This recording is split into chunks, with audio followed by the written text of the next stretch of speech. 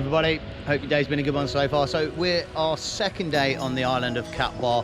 Excuse the exquisite attire, I know I look fabulous in this, but there is a reason for it. We've got a mode of transport.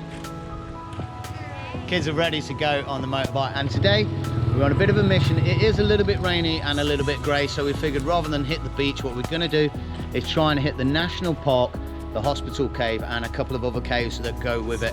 I will explain a little bit more about them when we get there, names and so forth. But for now, let's hit the road.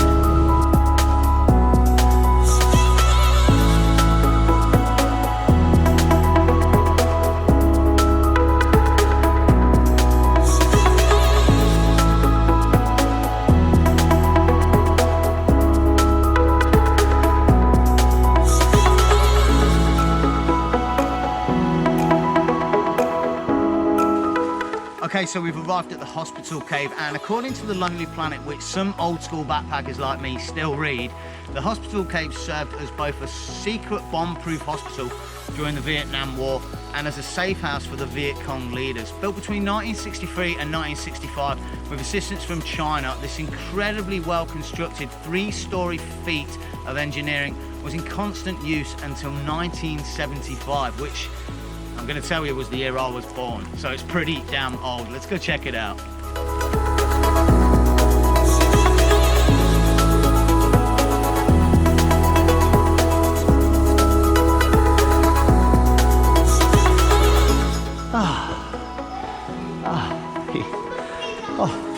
Xin chào.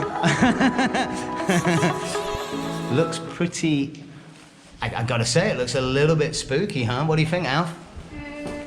Wow, so security room straight away. Let's check security. Are we okay? Can we go? Yeah. What's the guy saying to us here? So just moving down the corridor a little bit, probably only about 10 meters, and they've got a weapon room here, which kind of makes sense because it's right near the entrance of the cave. And if we go in here, this is pretty freaky, really. They've got armaments laid out. I mean, that's a serious looking bomb right there. That is massive. I mean, it's not humongo, and I appreciate it's a little bit dark in here. So this looks like the medical room. I'm not sure what's wrong with that guy's leg. It's just hanging in the air here. There might be a cure for that, I don't know. So this here where we've come in is the first floor. The guy at the entrance was saying that the first floor was used for civilians, for tending to them, their wounds and so forth, and living in here. And then the second floor was used for like the soldiers and for a little bit of training, and then the top floor, which is the third floor, they say was used for sort of the officers and again for more soldiers. So it was kind of segregated into if you're important or not. It kind of makes you wonder, like the first floor has got the entrance where the civilians are, so they kind of got the rough end of the deal, I think. Whereas the soldiers and everybody else was up at the top. Oh my goodness, so it's pretty huge.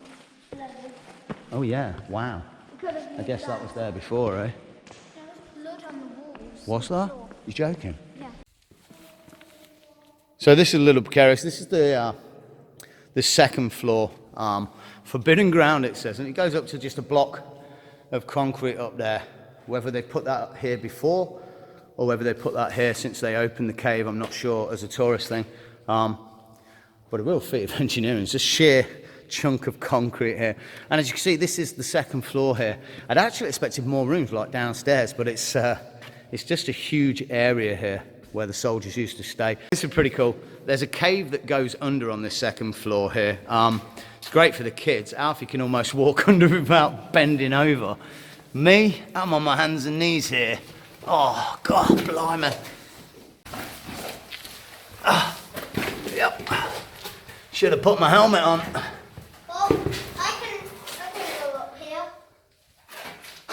You can stand up there. Yeah. Is that the end of it? Oh, I can't stand up. It's a bit low for me and I'm pretty short already. So it makes you wonder. I've got a sneaky feeling that concrete's been put here recently. Otherwise, why would they have like a little opening here? I kind of think like it gives you a sense of what was. But for the tourists, they've kind of blocked it off. Could be wrong. But yeah, now we're stuck in a cave. Follow you, Alf. So heading up to the third floor now. bit random. I'm not sure what these metal pikes are hanging out the wall. I think they're just to hold the cement. You wouldn't want to catch a bomb on one of them, that's for sure.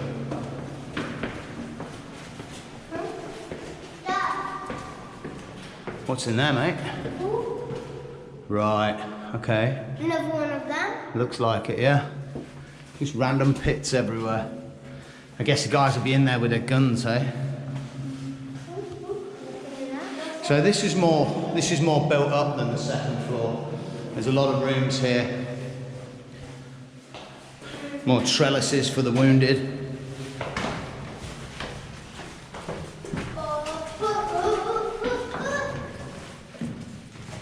Ooh, dark room in there.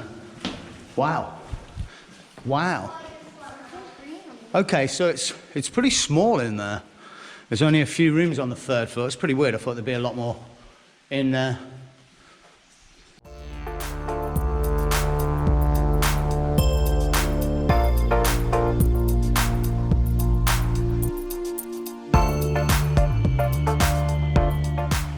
That is pretty impressive. Look at the mist on those mountains, on those hills. Right, let's jump on the motorbike and hit our next cave.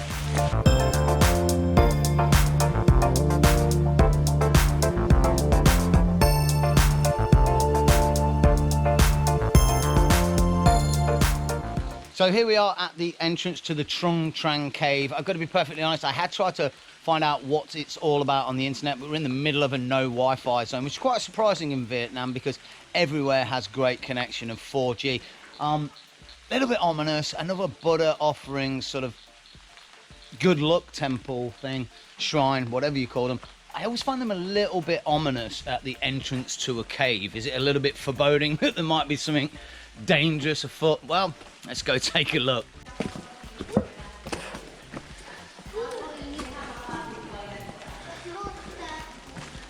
Oh, got a tour guide. Who's your tour guide? Whew. There was 200 of us went in there, there's only 20 come out. Oh, nightmare.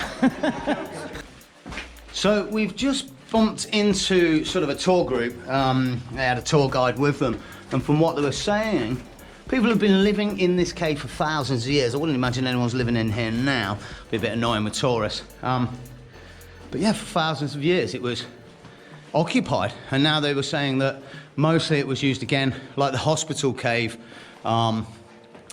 for sort of a shelter to hide from the bombs during the Vietnam War.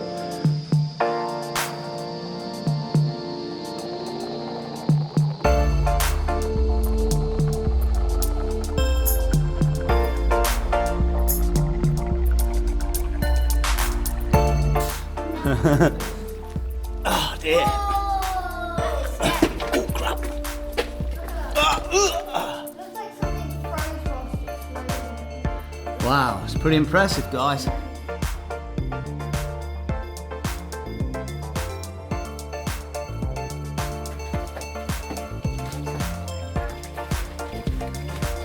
Oh, okay.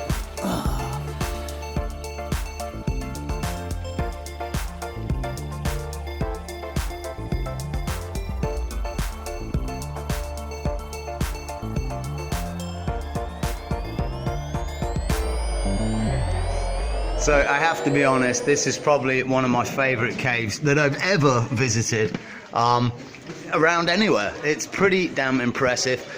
A lot of fun clambering through little nookies and crannies. Highly recommend it if you're over in Cat Ba. Come check it out. So it's getting a little late now and the light's sort of coming in a little bit. The kids are hungry. I figure what we're going to do, we're going to head back and we're going to get some food.